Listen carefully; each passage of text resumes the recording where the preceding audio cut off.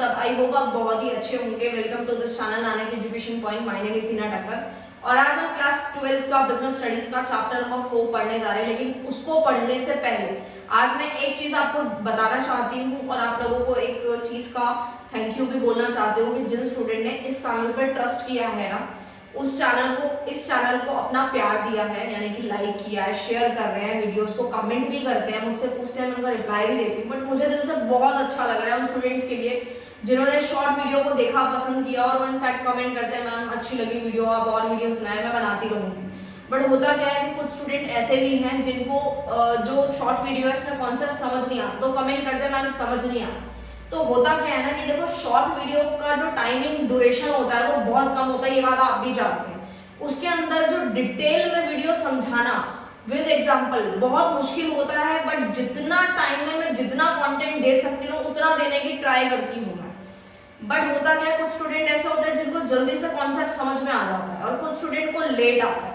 तो इसमें आप लोगों की कोई गलती नहीं है और ना ही मेरी कोई गलती है। जितना टाइम होता है मैं उसके अकॉर्डिंग जो होता है वीडियो बनाती हूँ।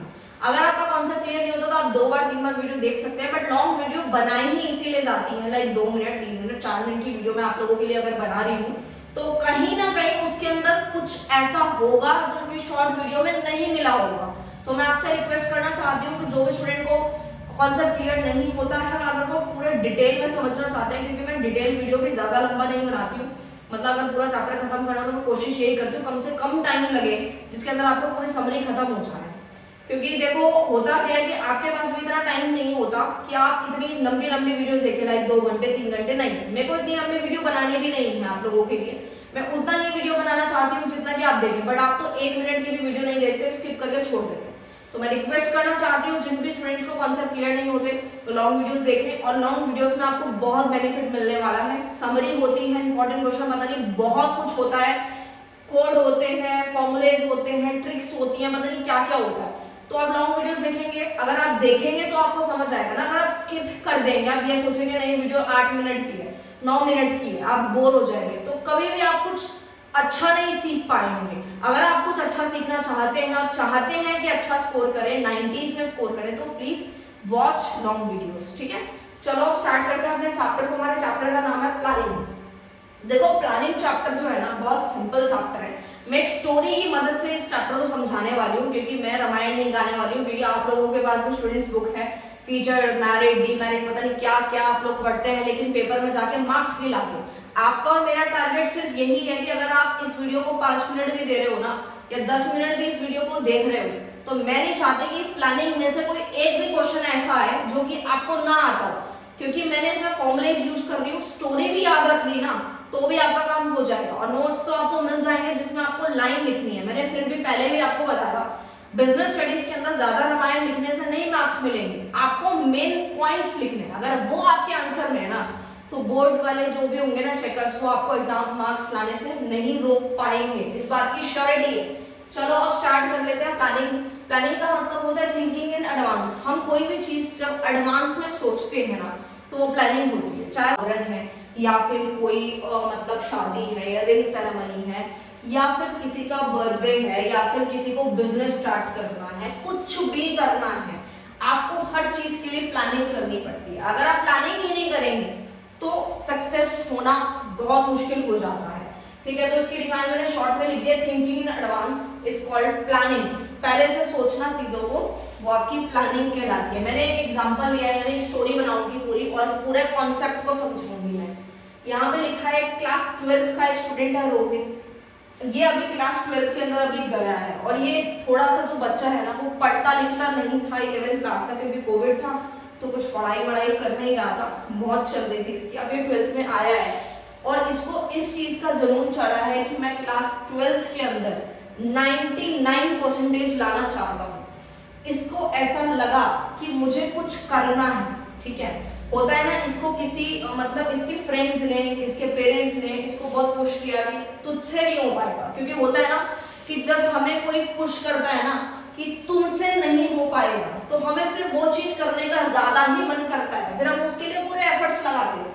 तो रोहित को भी यही लगने लगा कि मैं पूरा एफर्ट लगाऊंगा और 99% लाने की कोशिश करूंगा और अब करके दिखाऊंगा। तो इसके अंदर इस चीज का जुनून चढ़ गया। तो अब क्या करें, अब इसने ये चैप्टर भी नहीं पढ़ा है प्लानिंग का, तो ये कहीं ना कहीं अब चीजों को समझने की ट्राई करेगा और समझेगा कि प्लानिंग का क्या उद्देश्य होता है, प्लानिंग कहाँ काम आती है, अगर प्लानिंग कर भी ले तो उसका नुकसान कहाँ कहाँ होता है। अगर ये चीजें समझ जाएगा तो इससे इसका चैप्टर भी कवर हो जाएगा बिजनेस स्टडीज का, और आने वाले समय में ये जो भी प्लानिंग करेगा उसमें तो ये सक्सेस होगा ही होगा अगर ये प्लानिंग को अच्छे से समझ लेगा, ठीक है। और ये जो बोर्ड्स में मार्क्स लाना चाहता है, अगर ये उसकी प्लानिंग आज ही कर लेगा तो इसके लिए बहुत ज्यादा फायदा होने वाला है। तो इसको लगने लगा कि क्यों ना मैं प्लानिंग चैप्टर पढ़ूं, इसके मन में आया कि कुछ करने के लिए प्लान करना पड़ता है, तो क्यों ना प्लानिंग की स्टडी की जाए। तो इसने प्लानिंग चैप्टर को पढ़ डाला और इसने कुछ नहीं पढ़ा, सिर्फ इसने प्लानिंग चैप्टर पढ़ा और इससे समझने की ट्राई करी कि प्लानिंग हमें क्या सिखाती है, कैसे मैं 99% ला पाऊंगा। इस 99% के चक्कर में इसने बिजनेस स्टडीज का एक चैप्टर तो कंप्लीट किया, साथ ही साथ 99% लाने के लिए भी इसने अपना पूरा जो प्लानिंग की चीजें थी वो पढ़ डाला।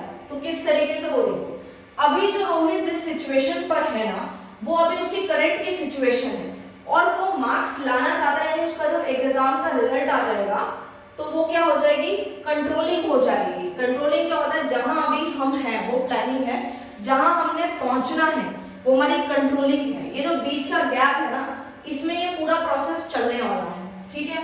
अब बात ये आती है कि अब रोहित जो है ना, वो उसके फीचर पढ़ने जा रहा है, पढ़ रहा है कि प्लानिंग के फीचर्स होते क्या है। तो इसने प्लानिंग के फीचर को पढ़ा। हम लोग भी इसके फीचर्स को एक कोड से याद रख सकते हैं, पीपी माइक से। माइक होता है ना, जैसे मैं भी यूज करती हूँ, आप वीडियोस में देखते ही हैं, ठीक है। तो बहुत सारे तरह तरह के माइक्स आते हैं, लेकिन आप लोगों के लिए कोड बनाने के लिए मैंने पीपी माइक वर्ड बनाया है, क्योंकि वर्ड्स ऐसे होते हैं कोड बनाना थोड़ा मुश्किल हो जाता है। तो पीपी माइक से आप इसको याद रखें, PPMIC माइक, तो इस तरीके से याद रखें। तो P से मतलब है प्राइमरी फंक्शन, फिर से P है यानी परवेसिव है, तीसरा है mental exercise, and fourth one is involve decision making, and C for continuous यानी पीपी माइक। मैंने नीचे भी कोड लिखा है। अब बात आती है सबसे पहले कि जब रोहित ने स्टडी करनी शुरू करी ना, तो सबसे पहला फीचर वो पढ़ रहा था कि प्राइमरी फंक्शन होता है क्या चीज, प्लानिंग। यानी उसके दिमाग में एक जुनून था जब 99% का। अगर आपके अंदर भी है तो बहुत अच्छी बात है, होना भी चाहिए, क्योंकि वैसे तो अब 99% की कुछ वैल्यू नहीं रह गई, क्योंकि CUET आ चुका है, ये बात आपको भी पता है। बट होता है, 12th है, बोर्ड है, उसको जुनून है, ठीक है, चलता है। तो प्राइमरी फंक्शन है, तो यानी कि हमने सबसे पहले प्लानिंग होती है, क्योंकि हमने मैनेजमेंट के जो फंक्शंस पढ़े थे वो 5 होते हैं। पोस्ट DC से आपको याद कराया था मैंने, P से प्लानिंग, O से ऑर्गेनाइजिंग, S से स्टाफिंग, D से डायरेक्टिंग, C से कंट्रोलिंग, पोस्ट DC। तो ये था, तो हमारा प्राइमरी फंक्शन है, यानी आप जब तक प्लानिंग नहीं करेंगे, ऑर्गेनाइजिंग नहीं होगी, ऑर्गेनाइजिंग नहीं तो स्टाफिंग नहीं, स्टाफिंग नहीं डायरेक्टिंग नहीं, डायरेक्टिंग नहीं कंट्रोलिंग नहीं। तो ये सारे प्रोसेस होते हैं। जैसे क्लास होती है ना स्कूल की, first class, second class, third class, fourth, ऐसे ही हमारी सबसे पहली होती है प्लानिंग। सेकेंड पॉइंट है हमारा परवेसिव। परवेसिव का मतलब क्या होता है, परवेसिव का मतलब होता है यूनिवर्सल। पूरे यूनिवर्स में ये प्लानिंग होती है, चाहे कोई ऑर्गेनाइजेशन छोटा हो, बड़ा हो, कैसा भी हो, स्कूल हो, कॉलेज, हॉस्पिटल, कैसा भी हो, हमें प्लानिंग हर किसी में जरूरी होती है। जैसे कि अब रोहित ही है, रोहित को 99% लाने के लिए भी तो पहले प्लानिंग करनी पड़ रही है ना, कि कैसे वो रोज पढ़ाई करेगा, सिलेबस कवर करेगा, सैंपल पेपर सॉल्व करेगा, फिर वो धीरे धीरे करके अपने टेस्ट कंप्लीट करेगा और फिर जाके कहीं उसका टारगेट कहीं अचीव होगा, वो भी जब उसका रिजल्ट आएगा तो, है ना। तो ये कहीं ना कहीं मैंने स्कूल से इसका एग्जांपल रिलेट करती हूँ ताकि आप लोगों को इजीली समझ में आए। Third one is mental exercise. Mental exercise क्यों है, अब देखो जो रोहित है वो अगर प्लानिंग सोते सोते कर ली कि नहीं ये काम ऐसे होगा, ठीक है बस हो गया, ऐसा नहीं चलने वाला। उसकी प्लानिंग में दम होना चाहिए, उसकी प्लानिंग कुछ इस तरीके से होनी चाहिए कि 99% वो ला पाए। उसको अपने माइंड का यूज, अपने ब्रेन का यूज करना पड़ेगा कि किस तरीके से मुझे पढ़ना है, मेरे कौन से वीक सब्जेक्ट है जिस पे मेरे को फोकस बनाना है, ठीक है ना, अपनी गलतियों को पकड़ना पड़ेगा, अपने वीक पॉइंट्स को कैप्चर करना पड़ेगा, तब जाके वो अपने डिसीजंस ले पाएगा। यानी कि ये प्लानिंग जो है वो बिल्कुल मेंटल एक्सरसाइज है, सोच समझ के करने वाली एक्सरसाइज है। इससे पहले आप अगर देखेंगे बुक्स में तो इनके जो मैंने पॉइंट्स लिखे हैं इससे पहले प्लानिंग लिखा है, तो आप ऐसे लिख सकते हैं, कोई दिक्कत नहीं है, क्योंकि planning is primary function, planning is pervasive, planning is mental exercise, सबके पहले ना प्लानिंग लगा दीजिएगा। वो आपकी बुक में लिखा हुआ था, उससे कोड नहीं बनता कोई, इसलिए मैंने प्लानिंग नहीं लगाया। Next one is involve decision making. इसमें क्या होता है ना, डिसीजन मेकिंग इन्वॉल्व होती है।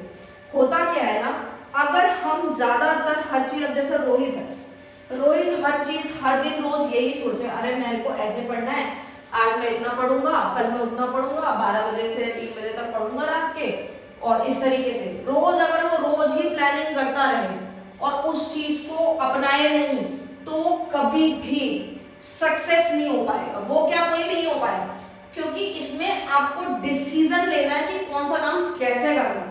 यानी कि आपने डिसाइड ही नहीं करोगे तो प्लानिंग कभी भी आगे नहीं बढ़ पाएगी, और प्लानिंग को आगे बढ़ाने के लिए डिसीजन लेना बहुत ज्यादा जरूरी होता है। इसमें मैंने एक मैरिज का एग्जांपल भी लिया है, अब मैरिज के एग्जांपल से भी मैं इसको कनेक्ट कर सकती हूँ कि होता क्या है ना, जैसे मान लीजिए कि घर में जब भी कोई शादी होती है ना, जैसे आप लोगों के बहन भाई की अगर है या होती होगी तो सही, ना कभी ना कभी तो मतलब होता क्या है कि जब भी कोई घर में शादी होती है ना, तो होता ये है कि बहुत सारे बैंक्वेट हॉल हम लोग देखते हैं, कोई मतलब धर्मशाला देखता है, कोई बड़े अपने अपने बजट के अकॉर्डिंग है, तो कोई बैंक्वेट हॉल अगर कोई देखता है तो कहीं ना कहीं देखते तो हम बहुत सारे हैं, प्लानिंग तो हम ये करते हैं कि हम ऐसे करेंगे वैसे करेंगे, लेकिन एक टाइम पे आकर डिसाइड भी तो करते हैं ना कि कौन सा वाला बैंक्वेट हॉल हमारे लिए सुटेबल रहेगा, कौन सा हमारे बजट में, ठीक है ना। तो वो डिसाइड जो होता है ना, वो डिसीजन मेकिंग के अंदर इन्वॉल्व होता है। इतनी सी चीज आपको समझनी है। Next one is continuous. Planning कभी भी रुकता नहीं है, कॉन्टिन्यूअस प्रोसेस है, चलता रहता है, रुकेगा नहीं। अब रोहित की जो प्लानिंग है, अगर उसने 2 दिन प्लानिंग कर ली और 2 दिन काम किया और आगे की प्लानिंग इसने नहीं की, तो वो 2 दिन की पीछे वाली प्लानिंग खराब चली गई, तो ऐसा नहीं होता, प्लानिंग कॉन्टिन्यूस होता, चलता रहता है। Next one is importance of planning. अब सबसे ज्यादा पॉइंट माइंड उसको स्ट्राइक कर रहा था रोहित को कि प्लानिंग की इंपॉर्टेंस क्या है, क्या इंपॉर्टेंस हो सकती है। तो इसको आपको याद रखना है, कोड से, पड़ोसी से याद रखना है। होता तो पड़ोसी है, ठीक है, बट ये जो कोड्स हैं इनमें बन नहीं पाता है, बट ठीक है, स्टिल आप जो है पड़ोसी से याद रखिए इसको, ठीक है ना। तो PROSI, पड़ोसी, इस तरीके से आप याद रखेंगे तो डेफिनेटली याद रहने वाला है। P से मतलब है प्रोवाइड डायरेक्शन, R से reduce the risk of uncertainty, third one is reduce overlapping and wasteful activity. O मैंने ओवरलैपिंग से लिया, ओके, कंफ्यूज मत होना। And establish standard for controlling, तो मैंने स्टैंडर्ड का S लिया है। प्रमोट टू इनोवेटिव आइडियाज से मैंने I लिया है, इनोवेटिव आइडिया। तो अब इससे याद के जो मेन पॉइंट्स थे उनके आगे के वर्ड मैंने ले लिए हैं, पड़ोसी से आप याद रख सकते हैं। तो सबसे पहले बात आती है प्रोवाइड डायरेक्शन। ये ना जो प्लानिंग है ना, वो हमें डायरेक्शन दिखाती है, एक रास्ता दिखाती है। यानी कि अगर हम प्लानिंग नहीं करते ना, तो कभी भी हमें रास्ते का पता नहीं चलेगा कि हमने कहाँ जाना है और वहां तक कैसे पहुंचना है। अगर ये चीज रोहित ने पहले प्लान ना की, अगर इसने प्लानिंग ही नहीं करी मेरे को 99 अचीव करने, तो ये कैसे करेगा? इसको अपना रास्ता ही नहीं पता। ये थोड़ी है कि इसके कल बोर्ड का एग्जाम है और आज ये प्लान बना रहा है रात को बैठ के कि कल 99% कैसे लानी है, तो ले आएगा? बिल्कुल भी नहीं ला पाएगा। इसको कई महीनों तक मेहनत करनी पड़ेगी, बिल्कुल करनी पड़ेगी। यही हमारी प्लानिंग की इम्पोर्टेंस है, जो हमारे को सिखाती है, डायरेक्शन दिखाने का काम करती है कि हमारा गोल क्या है, उसको अचीव कैसे करना है, ठीक है ना। हर किसी का अपना अपना गोल होता है। किसका गोल क्या है? रोहित का गोल है 99% लाना। आपका गोल भी पता नहीं क्या है, मुझे नहीं पता। जो भी गोल हो प्लीज कमेंट कर देना, मुझे भी पता चल जाएगा आप लोगों के क्या गोल्स है, और मेरा गोल कुछ और है। तो इस तरीके से है। एंड सेकंड पे आता है reduce the risk of uncertainties. इसमें आता है कि ये हमारी रिस्क ऑफ अनसर्टेनिटीज को खत्म कर देता है प्लानिंग। यानी कि अगर हम प्लानिंग करते रहते हैं ना, तो हम कुछ फ्यूचर की चीजें भी लेके साथ चलते हैं, ताकि हमारे आने वाले समय में जो अनसर्टेनिटीज होने वाली है उनके रिस्क को खत्म कर दें। होता क्या है, जैसे कि चोरी हो जाना, आग लग जाना, ये सारी चीजें हमें पहले से पता नहीं है कि होंगी, बट हम कहीं ना कहीं ये सोच के चलते हैं कि अगर कोई अनसर्टेनिटी हो भी जाती है तो उसका पहले से बैकअप बना लेते हैं, यानी कि पहले से सोच लेते हैं कि अगर ऐसा हुआ तो यहाँ से जो है अपना पैसा खर्च कर लेंगे या इस तरीके से कर लेंगे या कोई इंश्योरेंस करा लेते हैं हम लोग। तो ये हमारी प्लानिंग ही होती है जो हमारे को रिस्क ऑफ अनसर्टेनिटी को खत्म करती है। Third one is reduce overlapping and wasteful activities. इसका मतलब क्या होता है? इसका मतलब होता है ओवरलैपिंग, काम को बार बार करना, ये ओवरलैपिंग है। और वेस्टफुल एक्टिविटीज मींस दैट कि हम अपने रिसोर्सेज को वेस्ट कर रहे हैं।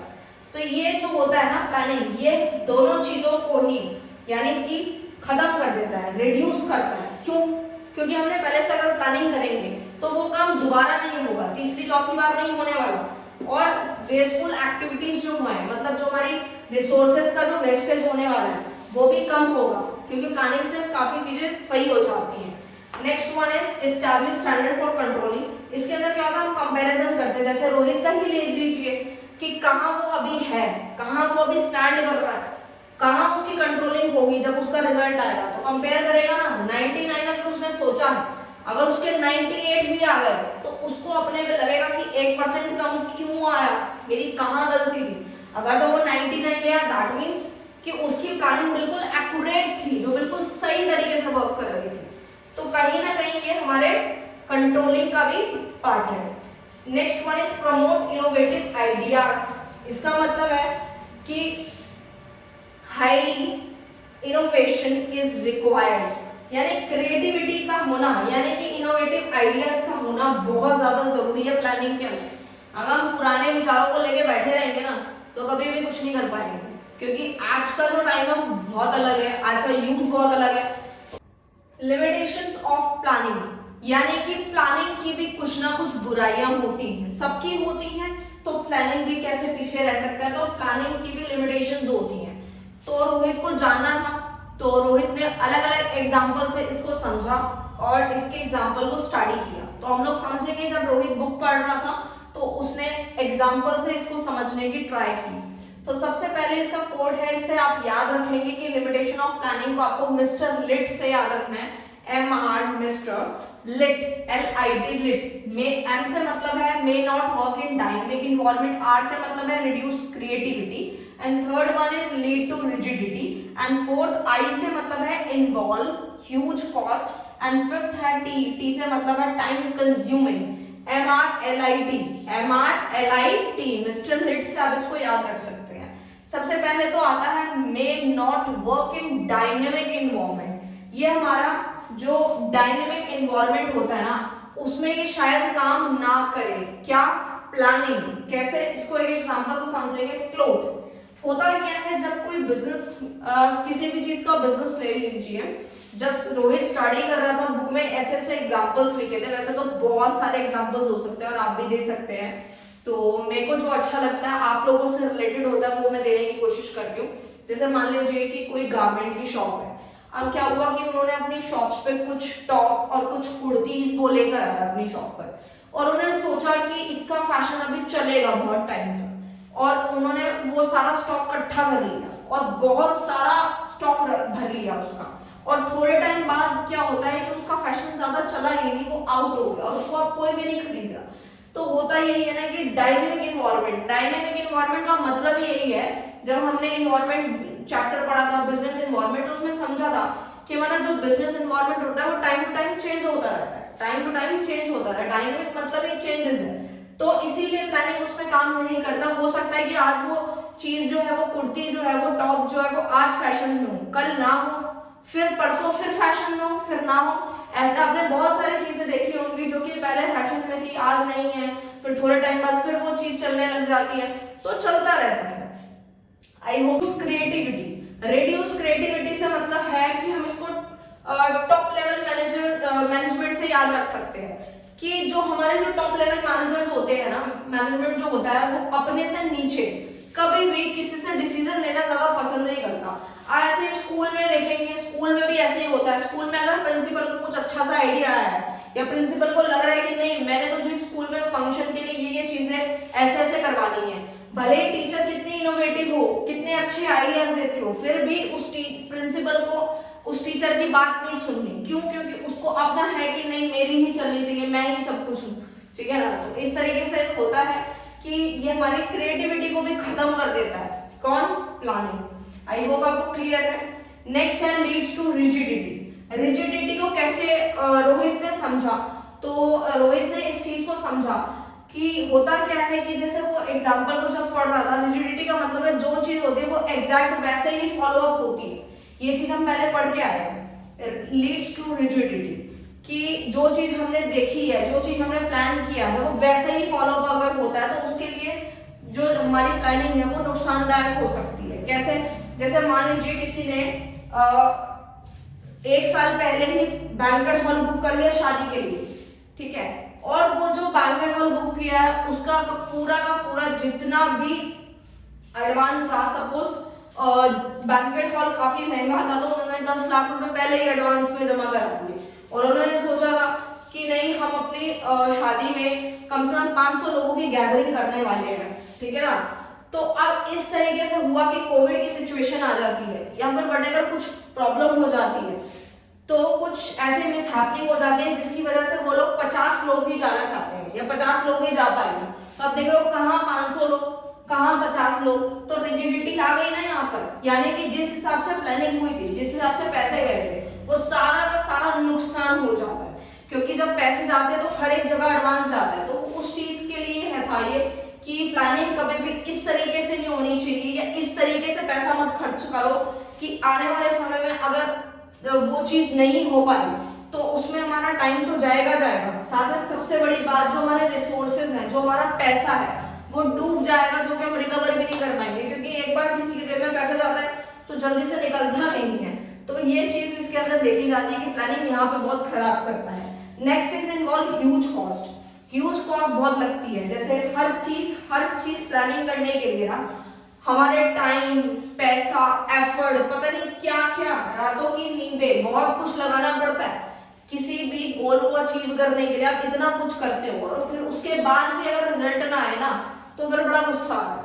तो कहीं ना कहीं रोहित ने इस पॉइंट पे बहुत फोकस किया, वो पढ़ ही इसीलिए रहा था ये चैप्टर, ताकि उसको जब वो रिजल्ट आए जब बोर्ड का, तो कहीं ना कहीं उसके मार्क्स कम ना रहे।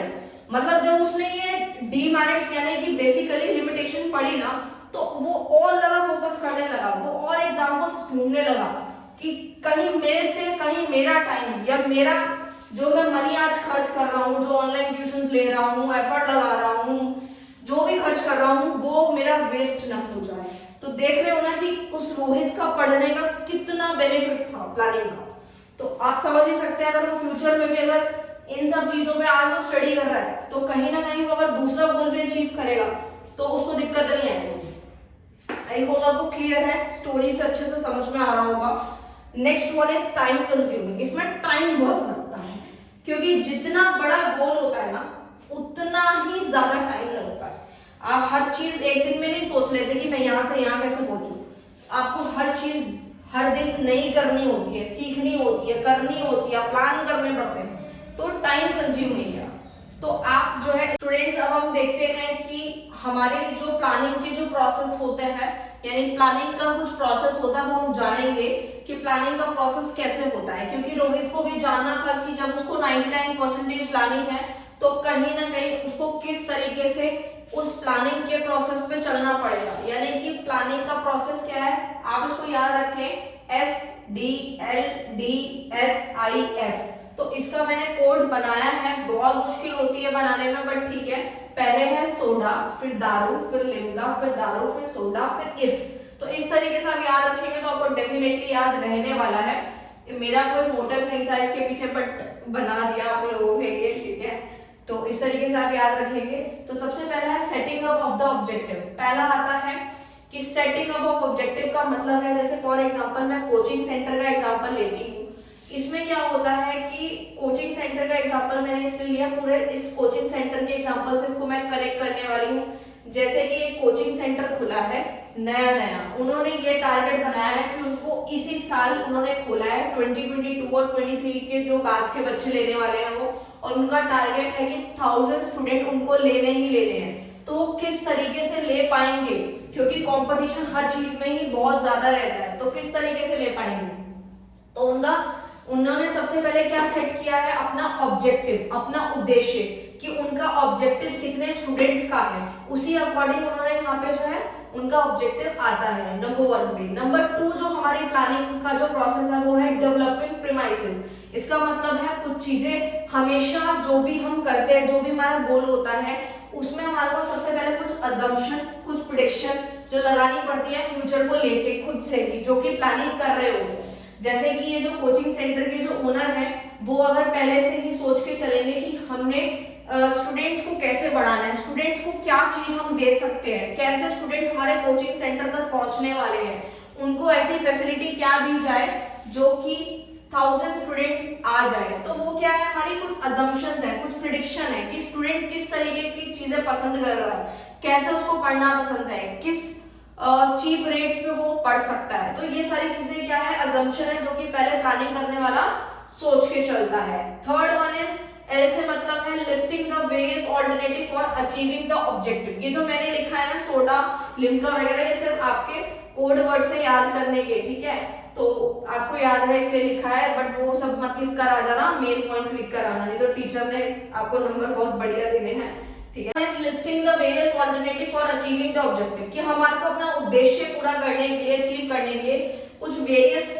ऑल्टरनेटिव्स होते हैं, जैसे कि वेरियस ऑप्शन अवेलेबल होंगे। जैसे कि मान लीजिए वही कोचिंग सेंटर के ओनर ने सोचा कि हम जो है 2 महीने की फ्री क्लासेस देंगे, तो बच्चा फटाफट से आ भी जाएगा और क्लास भी ज्वाइन कर लेगा, क्योंकि उसको पैसे तो देने नहीं है, तो उसके 2 महीने के पैसे तो बच रहे हैं ना।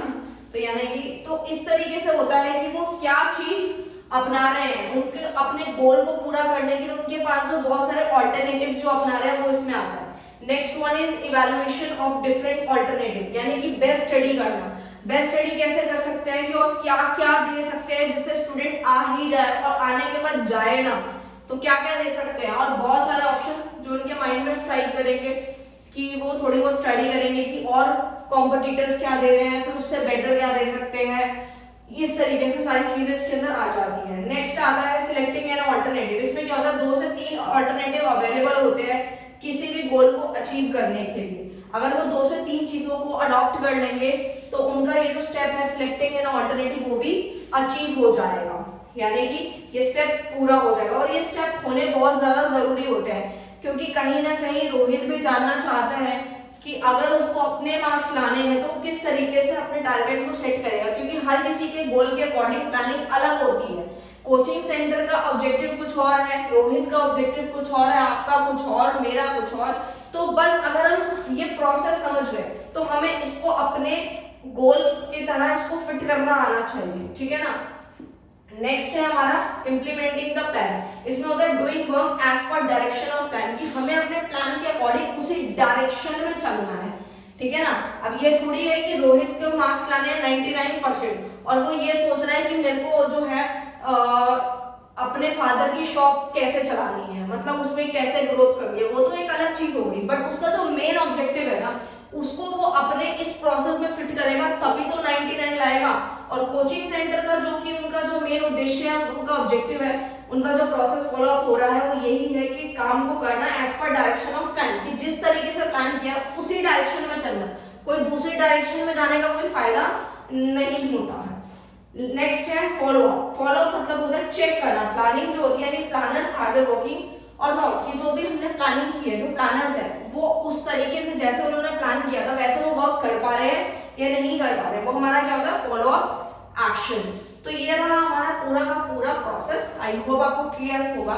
नेक्स्ट हम ये लास्ट टॉपिक पे चलते हैं। हमारे कुछ टाइप्स ऑफ प्लान्स है, उसके बाद ये चैप्टर बिल्कुल खत्म हो जाएगा, तो जल्दी से पढ़ टाइप्स ऑफ प्लान देखते हैं। सबसे पहले ये समझेंगे, उसके बाद ये टॉपिक को खत्म करेंगे। जो टाइप्स ऑफ प्लान है वो सबसे पहले आता है ऑब्जेक्टिव। ऑब्जेक्टिव 2 तरीके से होते हैं, एक होता है सिंगल यूज, एक होता है स्टैंडिंग यूज। सिंगल यूज नाम से क्लियर हमको समझ आ रहा है कि क्या होता है। जैसे मान लीजिए किसी ने सोचा कि दिवाली आने वाली है और दिवाली में जो है डेकोरेशन का सामान वो लगाएंगे। बस उनका यही उद्देश्य है, यही ऑब्जेक्टिव है कि इस बार लगाएंगे, आगे पिछला कुछ नहीं पता लगाया था नहीं लगाया था, नहीं, सिर्फ और सिर्फ ये क्या है, उनका सिंगल यूज है, काम हो गया, जो उन्होंने प्लान किया बस वो हो गया, वो हमारा क्या है उद्देश्य, क्या सिंगल यूज, ठीक है। स्टैंडिंग क्या होता है, एक चीज को वो एक गोल पूरा हो जाएगा, फिर वो सेकंड पे मूव करेंगे, सेकंड पूरा होगा थर्ड पे मूव करेंगे, ऐसे चलता चलता रहेगा, प्रोसेस चलता रहेगा, वो क्या होता है स्टैंडिंग यूज होता है। देखो हर एक पर्सन का अपना अलग ऑब्जेक्टिव होता है, ठीक है ना, जैसे सिंगल यूज किसी का होगा, किसी का स्टैंडिंग, तो हमारे जो ऑब्जेक्टिव होते हैं ना ही स्टैंडिंग होते हैं ना ही सिंगल यूज होता है, डिपेंड करता है, पर्सन टू पर्सन वेरी करता है। सेकंड आता है स्ट्रैटेजी। स्ट्रैटेजी का मतलब होता है ये कॉम्पिटिटर के अगेंस्ट होता है। अगेंस्ट कैसे होता है, जैसे कि फॉर एग्जांपल कोचिंग सेंटर का मैंने आप लोगों को अभी एग्जांपल दिया, जब भी हम कोई सा भी बिजनेस करते हैं ना, तो सबसे पहले अपने कॉम्पिटिटर को देखते हैं कि वो कॉम्पिटिटर क्या दे रहा है, मुझे उससे बेस्ट क्या देना है। अगर वो 2 रुपए की चीज दे रहा है तो मुझे कैसे उसको 1 रुपए में देना है ना।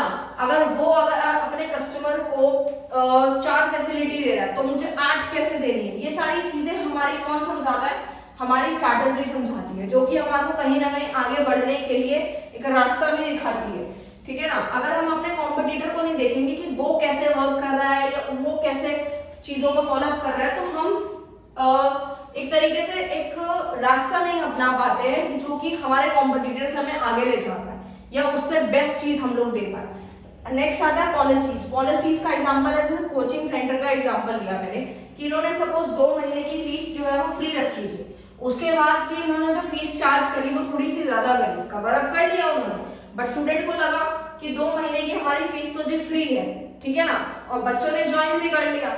लेकिन उसके बाद अगर स्टूडेंट सोचे कि नहीं हम 15 दिन पढ़े 20 दिन पढ़े फीस दिया और फिर वापस ले लें, नहीं, हर एक अपनी जो बिजनेस होता है उसका अपना अलग एक पॉलिसीज होती है कि उन्होंने बोला कि आपने जो फीस दी है वो रिफंड नहीं की जाएगी, और एक्चुअल में होता भी नहीं है, लेकिन लड़ झगड़ के कोई ना कोई कुछ होते हैं वो ले लेते हैं।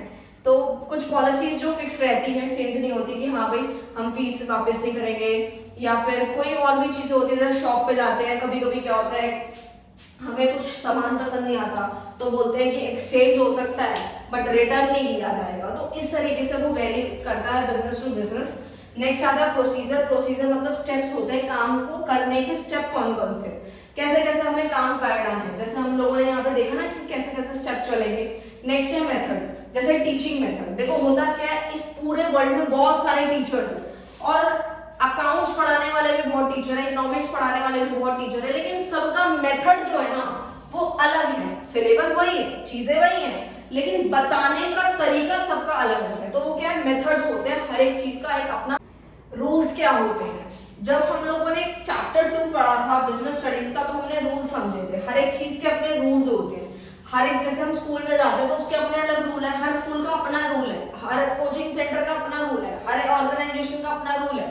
जैसे कुछ स्कूल होते हैं तो बोलते हैं 7:30 बजे तक पहुंचना है, कुछ कहते हैं 8 बजे तक पहुंचना है। तो हर एक ऑर्गेनाइजेशन का अपने एक रूल्स होते हैं जो कि फॉलो अप करने पड़ते हैं। प्रोग्राम का मतलब क्या होता है, प्रोग्राम आपको नाम से ही क्लियर है कि ये जो प्लानिंग है वो कहीं ना कहीं प्रोग्राम में कैसे इंक्लूड हो रही है।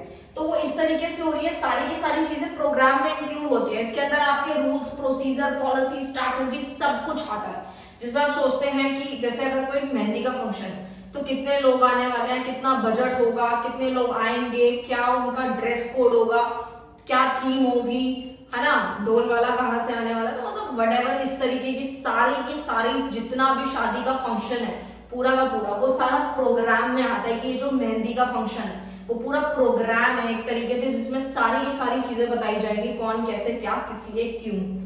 फिर आता है बजट। बजट आपको पता ही है, टोटल कॉस्ट बताता है कि इस प्रोग्राम के लिए, जैसे शादी का फंक्शन है, मेहंदी हल्दी का, उसमें कितना बजट लगने वाला है, कितना पैसा खर्च होने वाला है, किस तरीके से होगा, वो सारी चीजें बजट के अंदर आती है।